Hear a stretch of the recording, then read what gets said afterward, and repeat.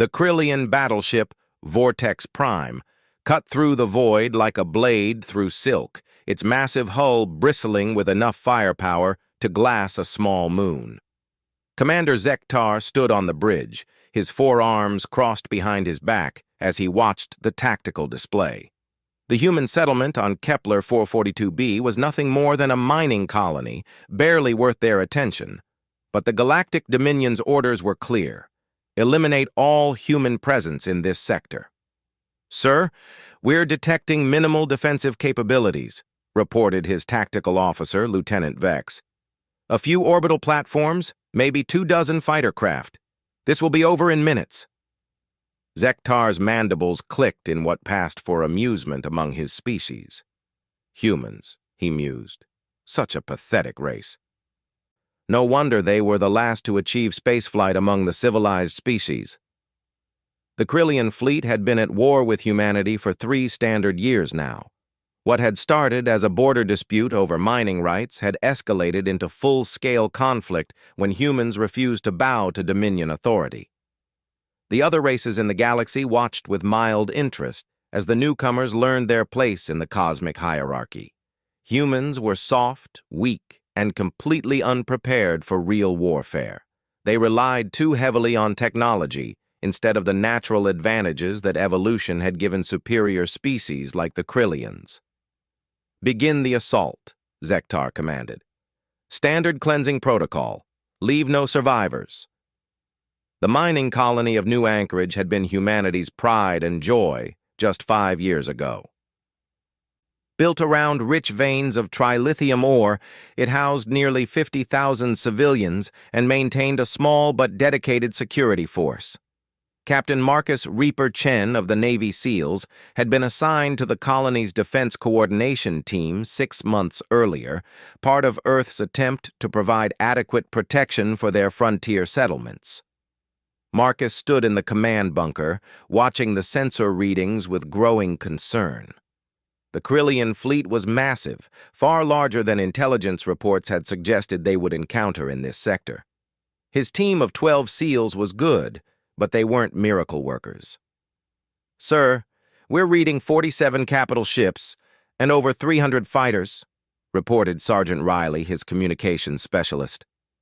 "Estimated time to orbital bombardment, 18 minutes. Marcus ran his hand through his dark hair, a nervous habit he'd never been able to shake. His teammates called him Reaper, not because he was particularly bloodthirsty, but because of his uncanny ability to survive missions that should have killed him. In 15 years of special operations, he'd never lost a team member under his command. Today, that streak would be tested. "Status on the civilian evacuation?" he asked. 70% complete, replied Lieutenant Johnson, his second-in-command. "But we won't get them all out in time."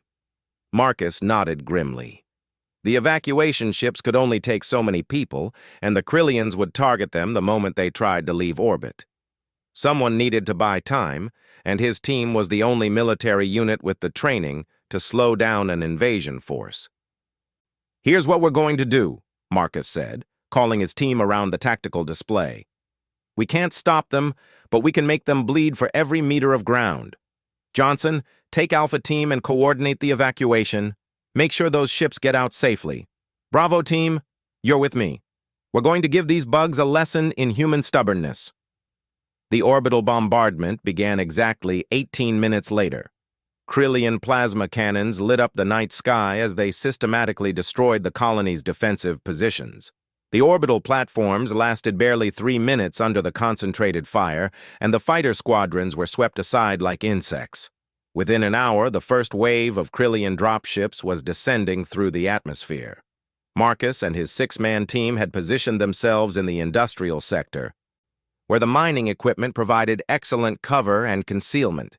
They'd rigged the entire area with improvised explosives, turning every building into a potential death trap. The plan was simple: hit hard, move fast, and make the enemy pay for every victory. The first Krillian ground troops landed in the colony's main square, expecting to find cowering civilians or perhaps some poorly trained security guards. Instead, They found empty streets and an ominous silence. Commander Zektar had decided to personally oversee the ground operation, confident that his elite shock troopers would make short work of any remaining resistance.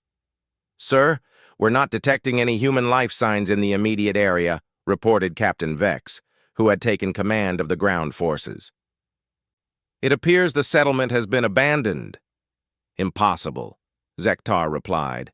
"Our orbital scans detected at least 10,000 humans still in the colony. They're hiding somewhere. Find them." The Krillian troops began their methodical sweep, moving through the residential areas with practiced efficiency. Each soldier stood nearly 8 feet tall, their chitinous exoskeletons providing natural armor that could deflect most human small arms fire. Their energy weapons could punch through steel plates, and their enhanced senses made them deadly hunters in any environment. They had just reached the industrial sector when Marcus struck. The explosion came without warning, a carefully placed charge that brought down an entire mining facility on top of a Krillian squad.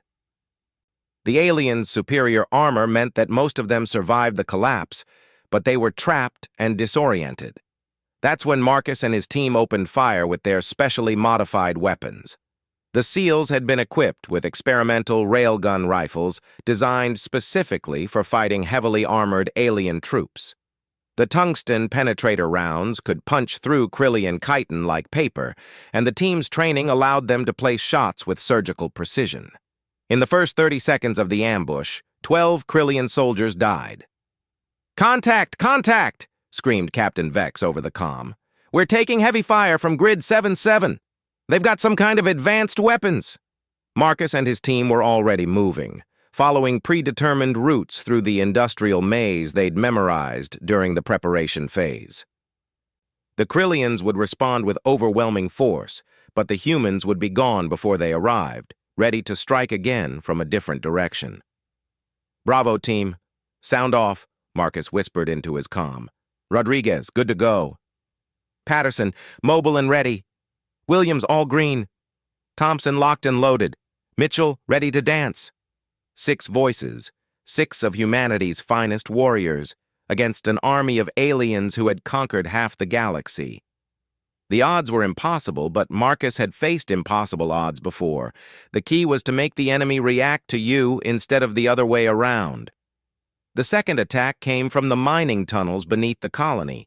Marcus had discovered that the Krillians' enhanced senses actually worked against them in the confined underground spaces, where the constant background noise of machinery and ventilation systems masked human movement.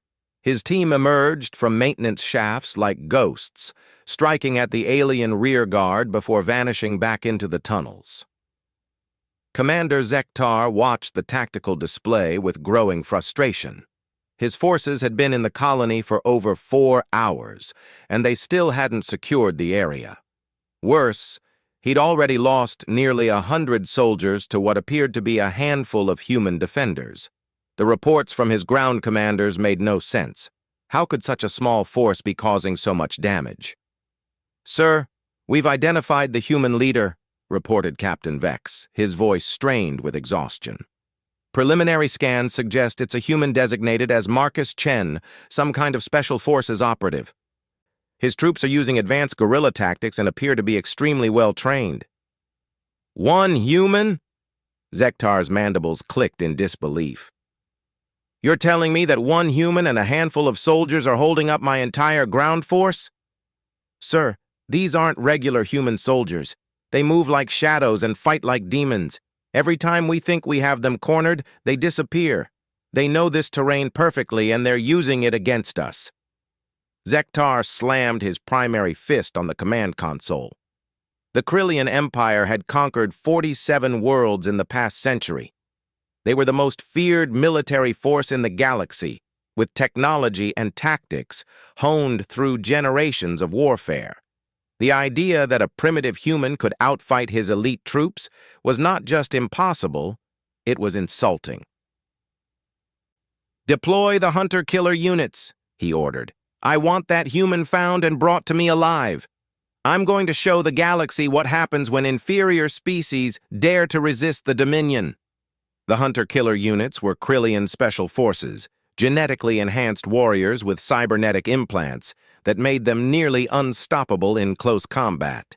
Each unit was worth a dozen regular soldiers, and they were specifically designed to hunt down enemy commanders. If anything could capture this troublesome human, it would be them. Marcus knew the end was coming. His team had inflicted massive casualties on the Krillians, but they were running low on ammunition and explosives. Worse, the aliens had started using more sophisticated hunting tactics, coordinating their searches and sealing off escape routes. It was only a matter of time before they were cornered. "Sir, we've got incoming from 3 directions," whispered Sergeant Rodriguez from his position at the tunnel entrance. "Looks like they're boxing us in." Marcus checked his weapon's charge indicator. 30% remaining, enough for maybe 20 more shots. Around him, his team prepared for what they all knew might be their final battle. They'd bought the civilian evacuation nearly 6 hours, far more than anyone had expected. Thousands of lives had been saved because of their sacrifice. "Listen up," Marcus said quietly. "We've done our job. Those families are safe because of what we've accomplished here today. Whatever happens next, remember that Earth will know how we lived and how we died. The hunter-killers came like living nightmares, their enhanced speed and reflexes allowing them to close the distance before the humans could properly respond. Marcus managed to drop 2 of them with precision shots to their sensor arrays, but there were too many. His team fought with the desperate courage of cornered warriors, but one by one they fell. Thompson went down fighting 3 aliens hand-to-hand, his combat knife finding weak points in their armor even as their claws tore through his body armor. Mitchell held a choke point for nearly 5 minutes, his railgun accounting for 6 kills before he was overwhelmed. Williams and Patterson died back-to-back, covering each other until their ammunition ran out. In the end, only Marcus remained, wounded and surrounded, but still fighting. A Krillian stun weapon finally brought him down, the alien energy disrupting his nervous system and sending him crashing to the tunnel floor. As consciousness faded, he could hear the alien voices discussing their prize. "The human commander is secured," reported the hunter-killer team leader. "He's alive but badly injured. The others died fighting." Commander Zektar felt a surge of satisfaction as he received the report. Finally, he had the troublesome human in custody. The resistance had cost him nearly 300 soldiers, an embarrassing loss that would require explanation to his superiors. But having the enemy commander as a prisoner would help mitigate the damage to his reputation. "Bring him to the ship," Zektar ordered. "I want him interrogated and processed according to standard protocols. The Dominion Council will want to study this specimen." As Marcus was dragged unconscious from the tunnels, the last resistance on Kepler 442b came to an end. The colony was officially under Krillian control, its human population either dead or evacuated. But something had changed during those 6 hours of fighting. Word of the battle had already reached other human settlements, carried by the evacuation ships that Marcus and his team had died to protect. The story they told was simple but profound. A single human team had held off an entire alien army, inflicting casualties that no one had believed possible. The man they called Reaper had fought like something out of legend, turning a routine planetary conquest into a nightmare for the galaxy's most feared military force.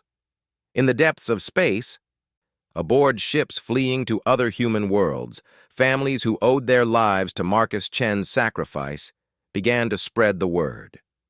The aliens might have superior technology and numbers, but humans had something else, something that couldn't be quantified or replicated, the willingness to stand and fight against impossible odds.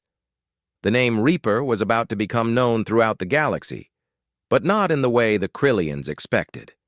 What they thought was the end of a troublesome resistance fighter was actually the beginning of something far more dangerous to their empire, the birth of a human legend. As the Krillian fleet departed Kepler 442b with their prisoner, they had no idea that they were carrying the seeds of their own destruction. Marcus Chen was alive, and as long as he drew breath, the fight was far from over. The galaxy was about to learn what happened when you took one of humanity's best and tried to break him.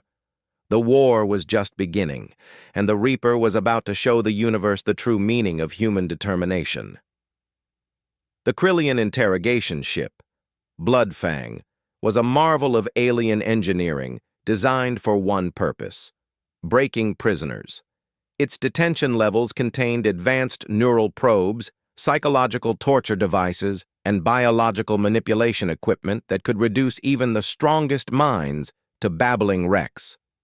Commander Zektar had personally overseen the transfer of his human prisoner to this specialized vessel, confident that within days he would have extracted every useful piece of information from the troublesome soldier's mind.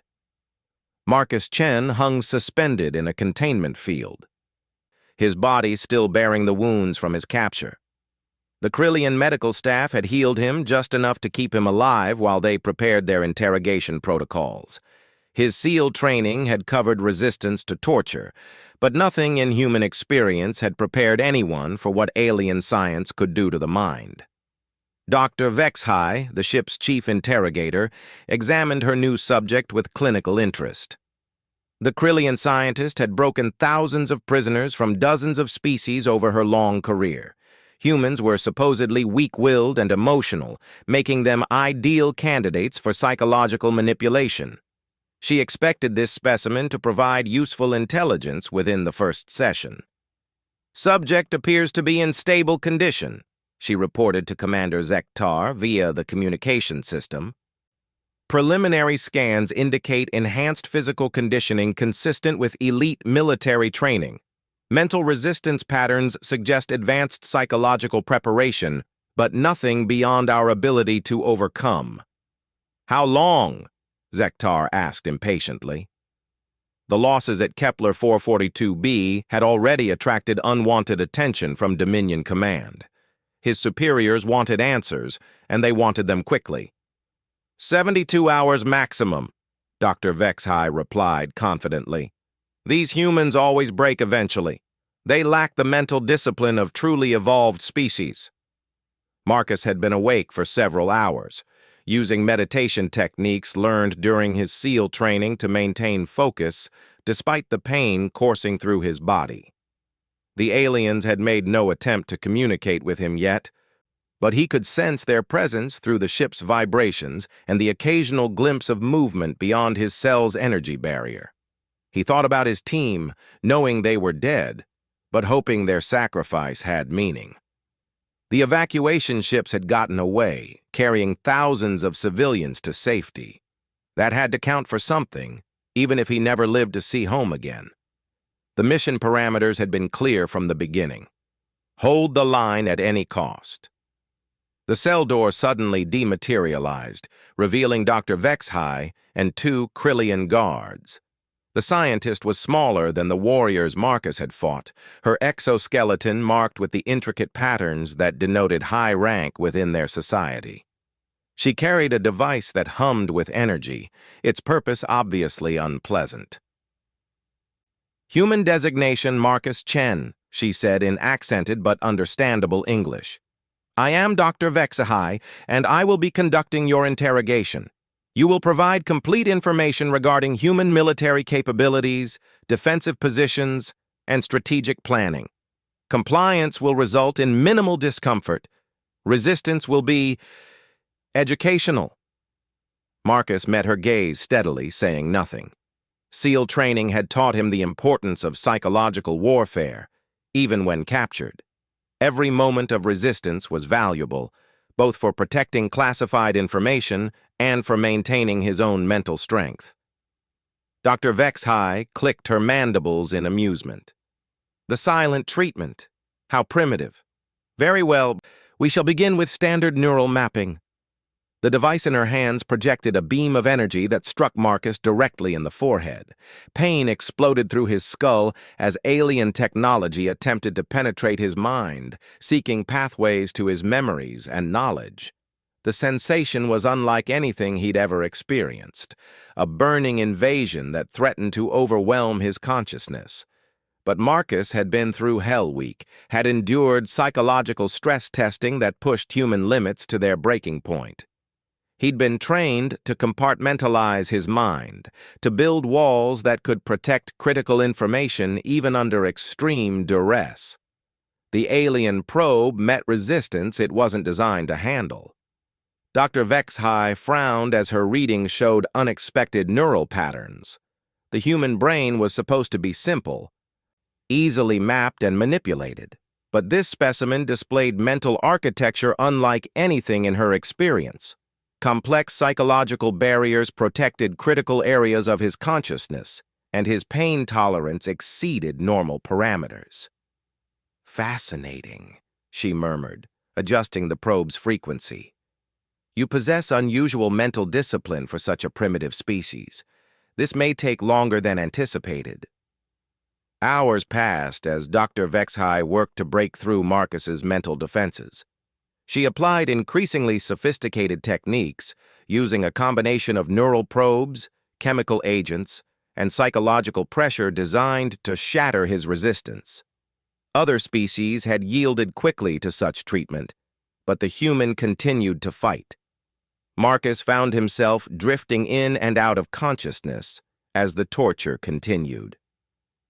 His SEAL training helped him maintain focus, but the alien technology was beyond anything human science had prepared him for. Still, he held on, protecting the critical information that could endanger other human settlements if revealed.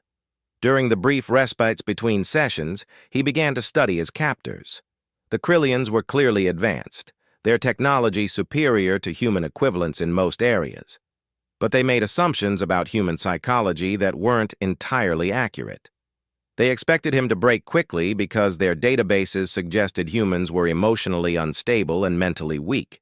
What they didn't understand was that human weakness could become strength under the right circumstances. The very emotions they dismissed as primitive actually provided powerful motivation for resistance. Marcus thought of his fallen teammates, of the families they'd saved, of Earth itself hanging in the balance.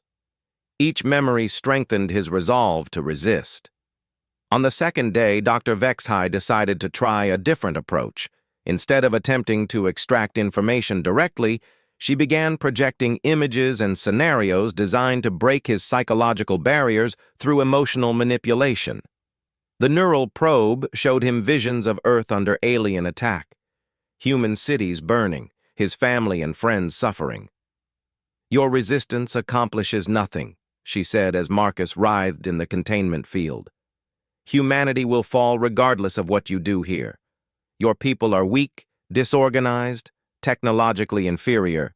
The Dominion will consume every human world within a decade. The only question is whether that conquest will be quick and merciful or slow and agonizing." Marcus forced himself to speak for the first time since his capture. "You don't understand humans very well, do you?" Dr. Vexhai paused her torture, intrigued by his words. "Explain. You think we're weak because we feel emotions, because we form attachments to each other," Marcus said through gritted teeth. "But those same emotions make us stronger than you can imagine. Every human you kill, every world you destroy, just makes the rest of us more determined to stop you." "Primitive thinking," Dr. Vexhai replied dismissively. "Emotion clouds judgment and leads to tactical errors. The Krillian Empire has conquered the galaxy through cold logic and superior discipline." "Really?" Marcus managed a weak smile despite his pain. "Then how did 6 humans hold off your entire army for 6 hours? How did we kill 300 of your elite troops with nothing but small arms and explosives?" The question struck closer to home than Dr. Vexhai wanted to admit. The battle at Kepler 442b had indeed been embarrassing for Krillian forces. Their tactical analysis still couldn't fully explain how such a small human unit had inflicted such disproportionate casualties. The official reports blamed inadequate intelligence about human capabilities, but privately, many officers were beginning to question their assumptions about this new enemy. "An anomaly," she said. Your resistance was due to superior defensive positioning and advanced weapons, nothing more. Keep telling yourself that, Marcus replied. But I was there. I saw your soldiers break when they realized we weren't going to run. I watched your perfect discipline crumble when faced with humans who refused to quit. Dr. Vexhai increased the neural probe's intensity, flooding Marcus with agony. Your defiance is meaningless. I will extract every secret from your mind, and then the Dominion will use that information to crush every remaining human world. But even as she spoke, she was beginning to have doubts. This human had endured 2 full days of advanced interrogation techniques without revealing significant intelligence.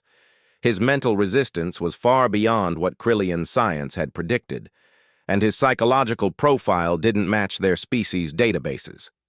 Meanwhile, word of the battle at Kepler 442b was spreading throughout human space faster than the Krillians had anticipated.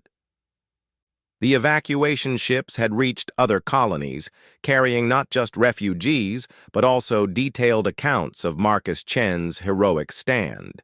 The story grew in the telling, as such stories always did, but the core truth remained powerful. Captain Sarah Mitchell of the Human Defense Force ship Indomitable read the after-action reports with a mixture of pride and rage. She'd known Marcus for years, had served with him during the early border conflicts with alien raiders. He was one of the finest soldiers she'd ever met, and the thought of him in enemy hands made her blood boil. "Ma'am, we're receiving priority communications from Fleet Command," reported her communications officer. "New orders coming in." Sarah accepted the encrypted data package, her expression growing grim as she reviewed its contents. The Admiralty had authorized Operation Thunderbolt, a massive rescue mission designed to recover Marcus Chen and strike a blow against Krillian confidence. The mission was considered extremely high risk, but the psychological value of rescuing the hero of Kepler 442b was considered worth the cost. "Plot a course for the Vega sector," Sarah ordered, "and signal the task force. It's time to show these aliens what happens when they mess with one of ours." Back aboard the Blood Fang, Marcus was entering his 3rd day of captivity. The torture sessions had become routine, a grinding battle of wills between human determination and alien technology. Dr. Vexhai had tried every technique in her arsenal, but the human continued to resist with a stubbornness that defied all logical analysis. "Your species fascinates me," she admitted during one of their sessions. "By all rational measures, you should have broken hours ago. Your pain receptors are functioning normally. Your psychological barriers should have collapsed under sustained pressure. Yet you continue to resist." Marcus had learned to manage the pain through meditation and mental discipline, compartmentalizing the torture so it couldn't overwhelm his consciousness. "Maybe your science isn't as advanced as you think it is. Or perhaps humans are more complex than our databases suggest," Dr. Vexhai mused. "Tell me, what drives this resistance? You must know that your information would not significantly impact the war's outcome. Why endure such suffering for negligible gain?" It was a question Marcus had asked himself many times during the long hours of torture. The tactical intelligence he carried was valuable, but not war-winning. His resistance was costing him tremendous pain for what seemed like minimal strategic benefit. But the answer came from something deeper than military calculation. "Because that's what humans do," he said simply. "We don't surrender, we don't give up, and we don't abandon our principles even when it's logical to do so. You call it primitive, but it's what makes us who we are." Dr. Vexhai studied her readings carefully. The human's neural patterns showed signs of severe stress, but his core psychological structures remained intact. After 72 hours of intensive interrogation, she had extracted virtually no useful intelligence. It was an unprecedented failure that would have serious implications for her career. "Commander Zektar will not be pleased," she said finally. "He was promised complete intelligence extraction within 3 days." "Sorry to disappoint," Marcus replied, though his voice was weak from the sustained torture. Before Dr. Vex-High could respond, alarms began blaring throughout the ship.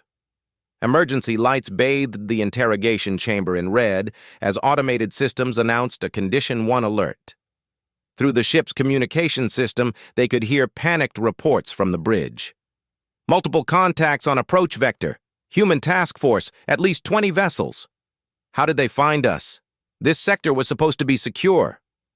Sir, they're jamming our communications. We can't call for reinforcements. Dr. Vex-High stared at Marcus in disbelief. Impossible. Humans don't have the resources for deep space rescue operations. Marcus smiled for the first time in 3 days, despite the pain racking his body. Lady, you really don't understand humans at all. We never leave our people behind. The rescue operation had been planned and executed with typical human audacity. Rather than attempting a stealthy infiltration, the human task force had opted for a direct assault, using overwhelming firepower and aggressive tactics. 23 ships, including 3 heavy cruisers and a squadron of assault transports, had been assembled for the single purpose of recovering 1 captured SEAL. Captain Sarah Mitchell stood on the bridge of the Indomitable, watching as her task force engaged the Krillian escort vessels protecting the interrogation ship. The aliens had superior individual technology, but they were outnumbered and caught completely off guard by the human attack. "Target the Bloodfang's engines," she ordered. "Disable but don't destroy. We want that ship intact." The battle was swift and brutal. Human naval tactics emphasized speed, aggression, and coordinated firepower over individual ship superiority. Within 30 minutes, the Krillian escorts were either destroyed or disabled, leaving the interrogation ship defenseless and drifting in space. "Launch the assault shuttles," Sarah commanded. "Let's bring our boy home." Aboard the Bloodfang, Commander Zektar faced the worst nightmare of any Krillian officer: capture by an inferior species. His ship was disabled, his crew demoralized, and human boarding parties were cutting through his hull with military efficiency. The interrogation vessel had been designed to extract secrets, not to fight battles. "Sir, human assault troops have breached decks 7 through 12, reported his tactical officer. "They're heading directly for the detention levels." Zektar's mandibles clicked in frustration. The humans had somehow tracked his ship across vast distances of space, assembled a rescue fleet, and executed a flawless assault operation. Everything he'd been taught about human capabilities was proving to be catastrophically wrong. "Prepare the prisoner for emergency termination," he ordered. "If we cannot keep the human, we must ensure he provides no further intelligence value to the enemy." But it was too late. The human assault teams had already reached the detention level, moving through the ship's corridors with the same deadly efficiency that Marcus had demonstrated on Kepler 442b. They encountered fierce resistance from Krillian security forces, but their advanced combat training and superior motivation carried them forward. Dr. Vex-High found herself staring down the barrels of human assault rifles as armored soldiers breached her laboratory. She raised her hands in the universal gesture of surrender, her scientific curiosity overcoming her fear as she observed these legendary human warriors up close. "Marines, secure the prisoner," ordered Gunnery Sergeant Johnson, Marcus's former second-in-command who had survived the evacuation. "Medic, get over here. The captain's in bad shape." Marcus could barely believe his eyes as his fellow SEALs cut through the containment field and lifted him from the alien torture device. Through the fog of pain and exhaustion, he saw familiar faces, heard familiar voices, felt the strong hands of his brothers in arms carrying him to safety. "Thought you might need a ride home, sir," Johnson said with a grin, supporting Marcus as they moved toward the extraction point. "How?" Marcus croaked, his voice barely audible. "The whole fleet's here, Captain. Admiralty decided 1 SEAL was worth a task force. Plus, we couldn't let the aliens think they could take one of ours without consequences." As the rescue teams evacuated the Bloodfang, carrying their recovered comrade and valuable intelligence about Krillian interrogation techniques. The story of the rescue spread throughout both human and alien space. The message was clear and unmistakable. Humanity would go to any lengths to protect its own. The galaxy was beginning to understand that these humans were unlike any species they had encountered before. They didn't just fight for territory or resources, they fought for each other with a ferocity that defied logical analysis. The name Reaper was becoming synonymous with human determination and the price of underestimating Earth's children. For the Krillian Dominion, the failed interrogation and successful rescue operation represented a significant strategic shift. Their assumptions about human psychology and capabilities were proving dangerously wrong, and the implications extended far beyond a single prisoner exchange. As the human task force jumped to hyperspace with their recovered hero, they left behind a disabled Krillian ship and a growing legend that would soon echo across the galaxy. Marcus Chen had survived the worst the aliens could inflict, and his rescue proved that humanity would never abandon its own. The war was far from over, but the psychological balance had begun to shift. The Reaper was free, and the galaxy was about to learn what happened when you gave humanity a reason to be truly angry. The medical bay aboard the human dreadnought Indomitable had been converted into a recovery center specifically for Marcus Chen. Dr. Elizabeth Hayes, the fleet's chief medical officer, worked around the clock to undo the damage inflicted by 3 days of alien torture. The neural trauma was unlike anything in human medical experience, requiring entirely new treatment protocols developed through painful trial and error. Marcus drifted in and out of consciousness, his mind struggling to process freedom after the nightmare of Krillian captivity. The alien neural probes had left psychological scars that would take months to heal, but his core personality remained intact. During his lucid moments, he was debriefed by intelligence officers eager to learn everything possible about enemy capabilities and intentions. "The interrogation techniques are more advanced than we anticipated," he reported during one session, his voice still weak but growing stronger. "They can map neural pathways with precision, but they struggle with human psychological architecture. Our emotional responses confuse their analysis algorithms." Captain Sarah Mitchell sat beside his bed, reviewing the intelligence reports that had flooded in since the rescue operation. The successful recovery of Marcus Chen had triggered a cascade of events throughout the galaxy that no one had fully anticipated. The story of the Reaper was spreading far beyond human space, reaching the ears of other species subjugated by the Krillian Dominion. "Marcus, you need to see this," she said, activating a holographic display above his bed. "We're getting communications from a dozen different species. Apparently, word of your resistance has inspired some unexpected allies." The first message was from the Altarian Confederation, a peaceful species that had been conquered by the Krillians 50 years earlier. Their representative, Ambassador Kelvin 9, spoke in careful, measured tones that couldn't hide an underlying excitement. "To the human known as Marcus Chen, and to all humanity, your demonstration of resistance against impossible odds has given hope to countless beings throughout the galaxy. The Altarian people have not forgotten what freedom means, and we wish to discuss mutual cooperation against our common enemy." Similar messages followed from the Zebulon Republic, the Tau Ceti Mining Guild, and even elements within the supposedly loyal Vegan Trade Federation. Species that had been silent for decades were suddenly reaching out, inspired by a single human's refusal to break under torture.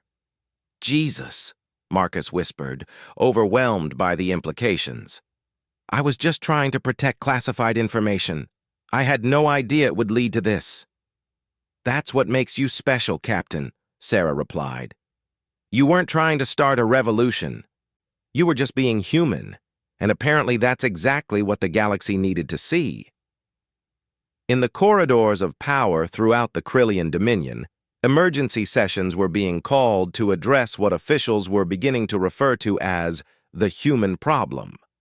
Grand Admiral Tekvar, Supreme Commander of Dominion Forces, studied intelligence reports with growing concern as he prepared to brief the ruling council. The humans had been dismissed as a minor threat when they first appeared on the galactic stage. Their technology was primitive, their military organization chaotic, and their emotional psychology was considered a severe tactical disadvantage. Yet in every engagement since the initial contact, they had demonstrated capabilities that defied rational analysis.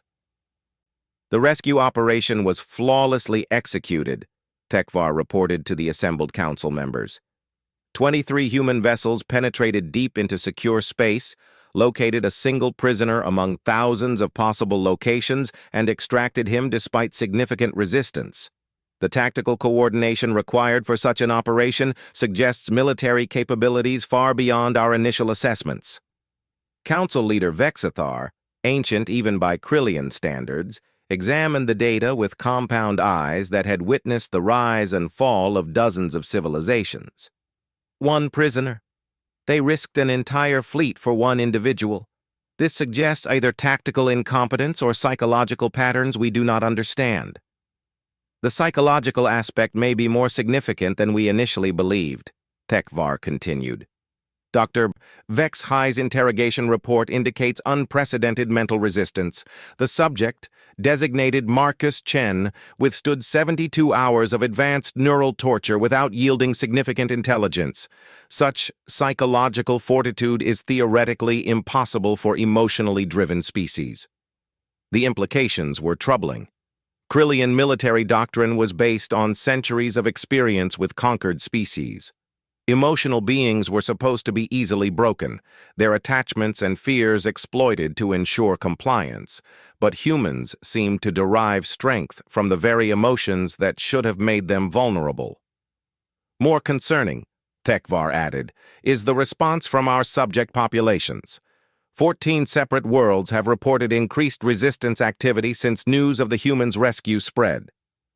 The Altarians have formally requested diplomatic contact with human representatives, and our intelligence services report underground communications networks sharing details of human military tactics. Council leader Vexathar's mandibles clicked ominously. The Dominion had maintained control over dozens of species for centuries through a careful balance of superior firepower and psychological intimidation. If subject populations began to believe that resistance was possible, the entire imperial structure could collapse. Recommendation? She asked. Total eradication, Tekvar replied without hesitation. Humanity must be eliminated before their psychological contamination spreads further. We should deploy the extinction fleet immediately and glass every human world simultaneously. The council chamber fell silent as the implications sank in. The extinction fleet was the Dominion's ultimate weapon, a collection of planet killers that had been used only twice in recorded history. Deploying it against humanity would require significant resources and would send a clear message to the rest of the galaxy about the price of resistance.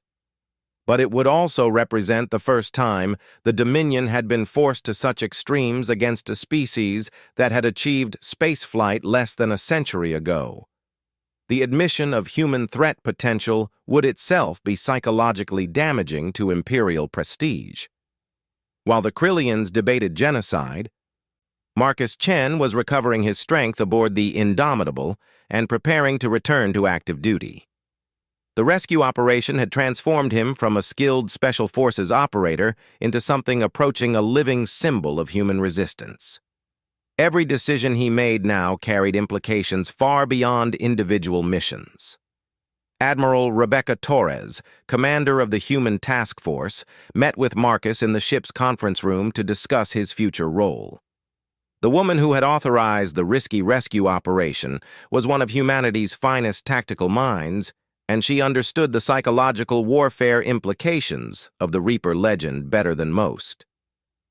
Marcus, I need you to understand something, she said seriously.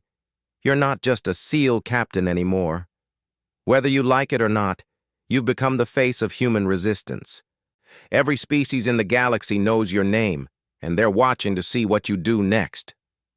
Marcus shifted uncomfortably in his chair, still recovering from the neural trauma, but determined to return to duty. "Ma'am, I'm just a soldier. I never asked to be anyone's symbol." "Neither did Spartacus or William Wallace," Torres replied. "But history chose them anyway, just like it's chosen you. The question now is how we use that symbolism to maximum advantage against the Dominion." She activated a tactical display showing the current strategic situation. Human space was still vastly outnumbered and outgunned, but the psychological landscape was shifting dramatically. Intelligence reports indicated growing unrest among Dominion subject species, and several previously neutral powers were considering formal alliances with humanity. "We're forming a special operations unit," Torres explained. "Small teams designed to work with resistance movements throughout Dominion space. Your job would be to train and coordinate these groups, using the same tactics that worked so well at Kepler 442b. Marcus studied the star charts, seeing the vast scope of what Torres was proposing. It would mean years of dangerous missions deep behind enemy lines, working with alien allies who might not share human tactical thinking or psychological motivations. But it also offered the possibility of turning the galaxy's oppressed populations into a force capable of challenging Krillian dominance. "I'll do it," he said simply. "But I want my own team, people I trust completely." "Some of them didn't make it out of Kepler 442b, Torres reminded him gently. "Then we recruit new ones. The best humanity has to offer. This is too important to do with anything less than perfection." While Marcus planned the expansion of human special operations capabilities, the first concrete results of his legend were already manifesting across the galaxy. On Altair Prime, underground resistance cells that had been dormant for decades suddenly activated, launching coordinated strikes against Krillian administrative centers. On Vega Colony, mining workers staged massive protests, demanding better treatment and threatening work stoppages that would cripple dilithium production.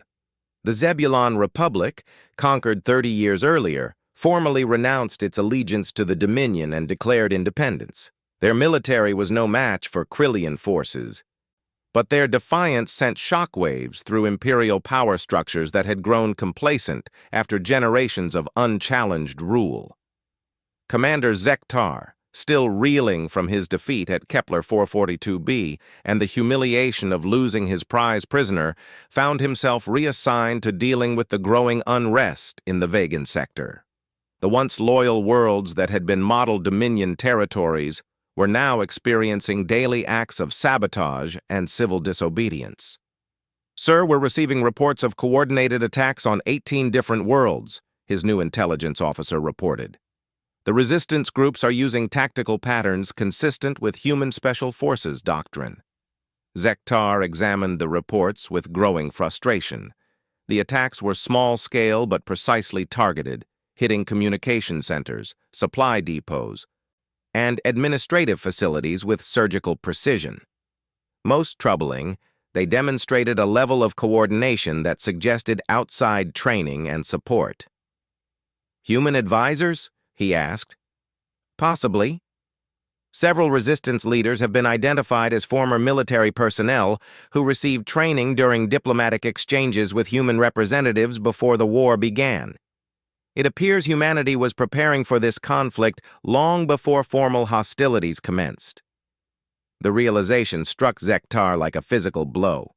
While the Dominion had been dismissing humans as primitive and harmless, Earth's military planners had been establishing contacts throughout alien space, identifying potential allies and training resistance leaders. The attack on Kepler 442b hadn't been the beginning of human resistance. It had been the culmination of years of careful preparation. "Get me a priority channel to Grand Admiral Thekvar," he ordered. "The Council needs to understand that we're not just fighting humanity. We're fighting a galaxy-wide insurgency that they've been organizing for years." Back aboard the Indomitable, Marcus was reviewing personnel files for his new unit when an encrypted message arrived from Earth High Command. The contents were classified at the highest levels, but they changed everything about the war's strategic situation. "Marcus," Admiral Torres said urgently, "you need to see this immediately."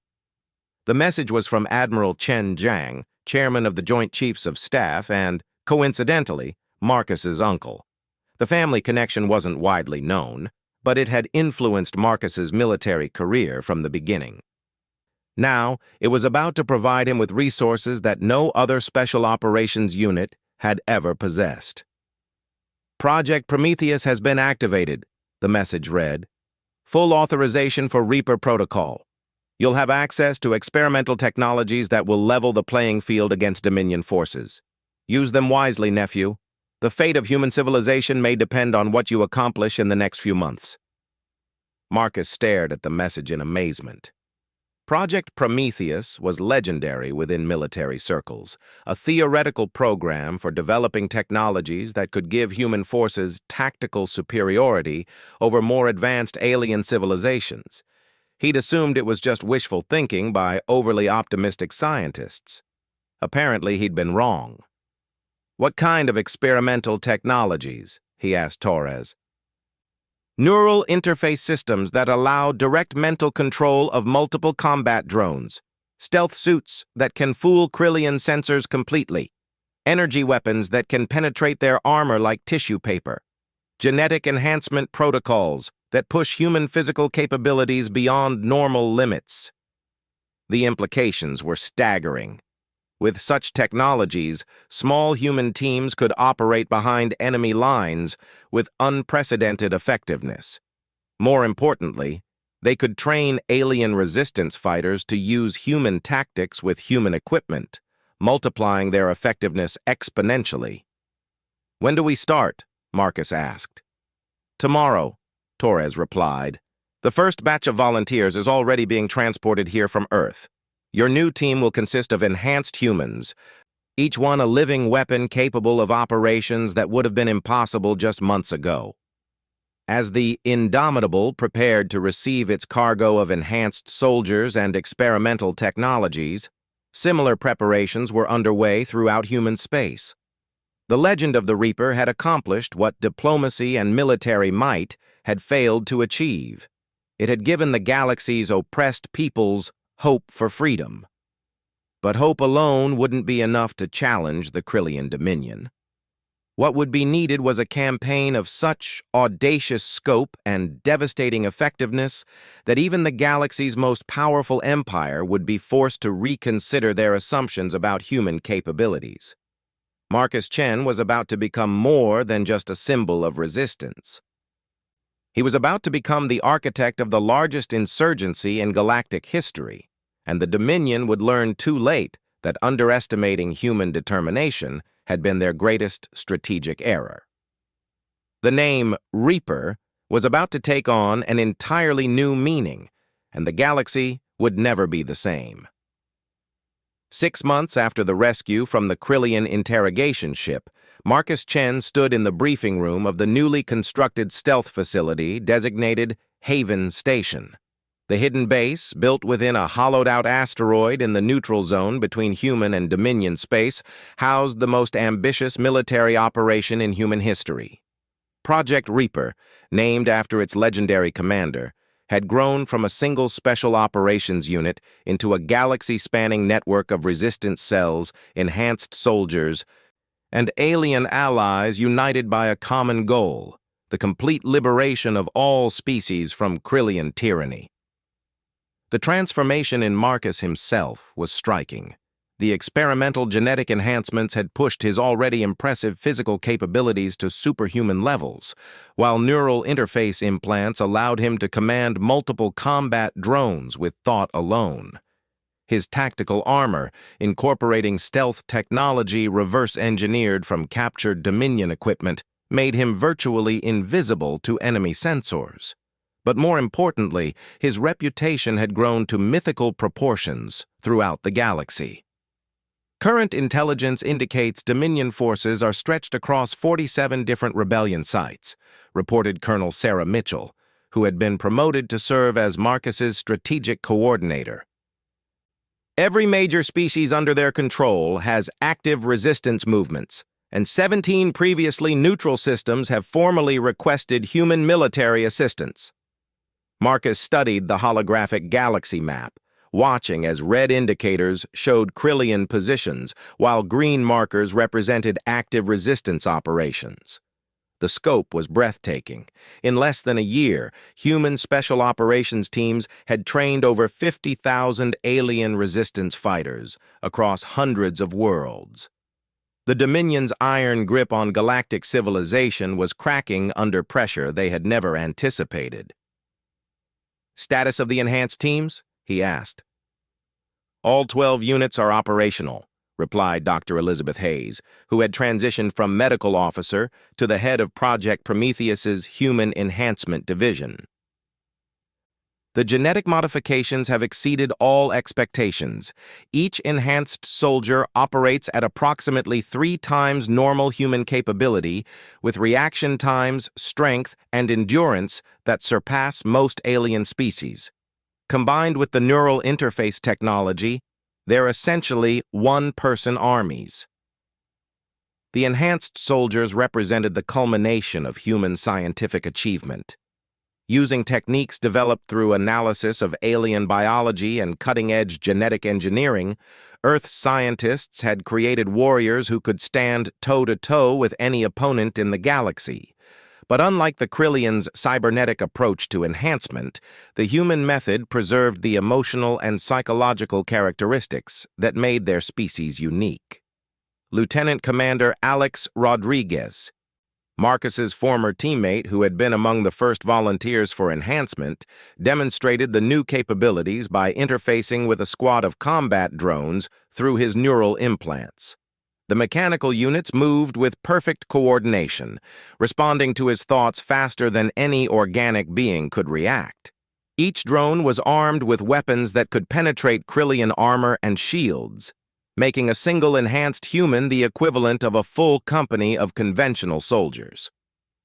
"Sir, we're receiving a priority transmission from the Altarian High Council," announced communications specialist Janet Kim. "They're requesting immediate consultation on the Vega liberation operation." Marcus nodded, connecting to the encrypted channel that linked Haven Station with resistance leaders across the galaxy. The communication appeared as a hologram of Ambassador Kelvin 9, whose crystalline features showed signs of stress despite his species' typically calm demeanor. "Commander Chen, I must express urgent concern about the proposed timeline for Vega system operations," the Altarian said without preamble. "Our intelligence indicates that Grand Admiral Thekvar has deployed the extinction fleet to that sector. If human forces proceed with the planned assault, you may be walking into a trap designed to eliminate your enhanced teams." The news sent a chill through the briefing room. The extinction fleet was the Dominion's ultimate weapon, a collection of planet-killing dreadnoughts that had been deployed only twice in recorded history. Its presence at Vega meant the Krillians were prepared to commit genocide rather than lose control of the strategically vital mining worlds. "How certain is your intelligence?" Marcus asked. "Extremely. Our agents within the Dominion Fleet command structure report direct orders from the ruling council. They intend to destroy the Vegan worlds completely, along with any human forces in the system. The psychological impact of such destruction would serve as a warning to other resistance movements." Marcus considered the implications carefully. The Vega liberation had been planned as a demonstration of human capabilities, a coordinated assault that would free 3 heavily industrialized worlds and capture massive quantities of military equipment. But if the Dominion was willing to commit genocide to prevent that victory, the entire strategic calculation changed. "Cancel the Vega operation," he decided, "but maintain surveillance assets in the system. If they're willing to deploy the extinction fleet, we need to understand their full capabilities." Colonel Mitchell frowned at the decision. "Sir, canceling now could be seen as a sign of weakness. Our alien allies are counting on us to deliver the victories we've promised." Better to appear weak than to sacrifice thousands of lives unnecessarily, Marcus replied. Besides, I have a different idea. If the Dominion wants to use their ultimate weapon, maybe it's time we showed them what human innovation can accomplish when we're properly motivated. He activated a classified display that showed technical specifications for humanity's most secret project, the development of weapons capable of destroying Krillian planet killers. For months, Earth's best scientists had been analyzing captured Dominion technology, looking for weaknesses in their seemingly invincible dreadnoughts. They had found something even better, a way to turn the aliens' own weapons against them. Project Nemesis is ready for field testing, Marcus announced. If the Extinction Fleet wants to make itself a target, we'll give them more than they bargained for. The plan that emerged from that meeting would become known as the Battle of Vega Prime, the engagement that marked the turning point of the Galactic War. Instead of attempting to liberate the Vegan worlds, human forces would use them as bait, luring the Extinction Fleet into a carefully prepared trap that would demonstrate to the entire galaxy that even the Dominion's most powerful weapons could be defeated. 3 weeks later, the trap was set. The Extinction Fleet, consisting of 7 massive dreadnoughts and their escort vessels, arrived in the Vega system expecting to face desperate resistance fighters armed with primitive human technology. Instead, they encountered something unprecedented in galactic military history: a coordinated assault by enhanced human soldiers using weapons that could threaten their supposedly invincible ships. Grand Admiral Thekvar stood on the bridge of his flagship, Dominion's Wrath, watching in disbelief as the tactical display showed impossible readings. Small human craft, no larger than fighters, were somehow penetrating his dreadnought's shields and inflicting critical damage. The energy signatures were unlike anything in Krillian experience, and his ship's defensive systems seemed powerless to stop them. "Sir, we've lost the Eternal Victory," reported his tactical officer, panic evident in his voice. "The humans are using some kind of quantum torpedo technology. It's tearing through our armor like it isn't there." Thekvar watched in horror as one of his planet killers broke apart in a chain of explosions, its massive bulk reduced to debris in seconds. The quantum torpedoes were a recent human innovation, using principles derived from Dominion technology, but applied in ways the original designers had never imagined. Each weapon created a localized space-time distortion that made conventional armor and shields irrelevant. "How many ships do we have operational?" he demanded. "4 dreadnoughts and maybe half the escort fleet," came the reply. "Sir, these humans are fighting like nothing we've ever encountered. They seem to know exactly where our weak points are." That was precisely correct. Human intelligence had spent months analyzing captured Dominion vessels, identifying vulnerabilities in their design that could be exploited by specialized weapons and tactics. The enhanced soldiers piloting the assault craft had reaction times fast enough to exploit those weaknesses, while their neural interface technology allowed them to coordinate attacks with inhuman precision. Marcus Chen led the assault personally, his enhanced reflexes and direct mental control of multiple weapon systems making him a one-man fleet. His stealth-equipped fighter craft moved through the battle like a ghost, striking critical targets before vanishing back into the sensor shadows. Each attack was precisely calculated to inflict maximum psychological as well as physical damage. "All teams, focus fire on the flagship," he commanded through the neural network that linked all enhanced soldiers. "Let's show the Grand Admiral what happens when you threaten genocide against free peoples." The coordinated assault on Dominion's Wrath was a masterpiece of tactical precision. 12 enhanced pilots attacked simultaneously from different vectors, their quantum torpedoes and enhanced energy weapons overwhelming the dreadnought's defenses through sheer coordination and superior technology. The massive ship, which had destroyed entire worlds, found itself helpless against enemies it couldn't effectively target or defend against. Grand Admiral Thekvar made the hardest decision of his career, ordering the remaining extinction fleet to retreat from the Vega system. For the first time in Dominion history, their ultimate weapon had been defeated by an inferior species, and the psychological implications would reverberate throughout the galaxy. The victory at Vega Prime triggered a cascade of rebellions that the Dominion could no longer contain. Species that had been subjugated for generations rose up simultaneously. Inspired by humanity's demonstration that even planet killers could be destroyed. The Krillian military, stretched beyond its limits trying to maintain control, began experiencing widespread desertions as individual soldiers questioned whether their empire was truly invincible. On Haven Station, Marcus watched the intelligence reports flowing in from across the galaxy. 43 different species had declared independence from the Dominion in the past week alone. The Altarian Confederation was forming the core of a new galactic alliance, while dozens of former Dominion worlds were requesting human military advisors to help organize their defenses. "Sir, we're receiving a transmission from Earth High Command," reported Specialist Kim. "Admiral Zhang wants to discuss the next phase of operations." Marcus accepted the communication from his uncle, knowing that this conversation would determine the final shape of the war. The enhanced human forces had proven their effectiveness beyond all expectations, but the galaxy was vast, and the Dominion still controlled thousands of worlds. "Marcus, what you've accomplished is unprecedented," Admiral Zhang said, his pride evident despite the formal communication channel. "But now comes the hard part. The ruling council is desperate, and desperate enemies are the most dangerous. Intelligence suggests they're preparing something called the Final Protocol. We need to end this war before they can implement it." "What kind of protocol?" Marcus asked, though he suspected he already knew the answer.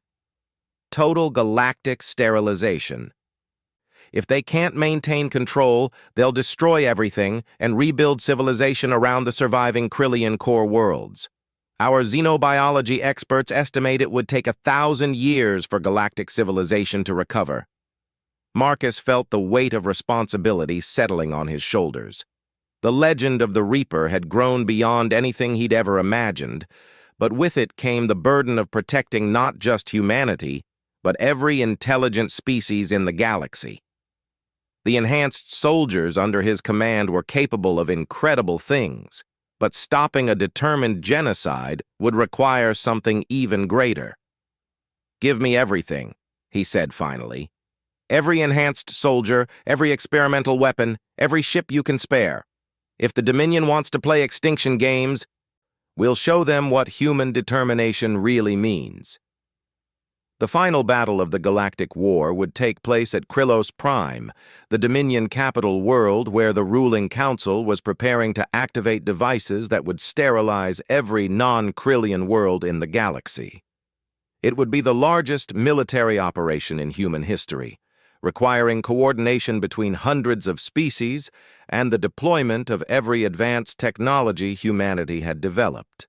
But as Marcus Chen prepared for the ultimate test of his legend, he knew that victory would depend on more than just technology and tactics. It would require the same human spirit that had carried him through 3 days of alien torture, the same refusal to surrender that had inspired a galaxy to fight for freedom. The Reaper was about to face his greatest challenge, and the fate of galactic civilization hung in the balance. But across 1,000 worlds, billions of beings looked to the stars with hope, knowing that somewhere out there, humanity's finest warrior was preparing to defend their right to exist. The legend that had begun with a single seal's refusal to break under torture was about to reach its ultimate conclusion, and the galaxy would be forever changed by what happened next. Marcus Chen had become more than just a symbol of resistance. He had become the living embodiment of every species' desire for freedom, and he would not allow that dream to die without a fight that would echo through history. The final battle was coming, and the Reaper was ready.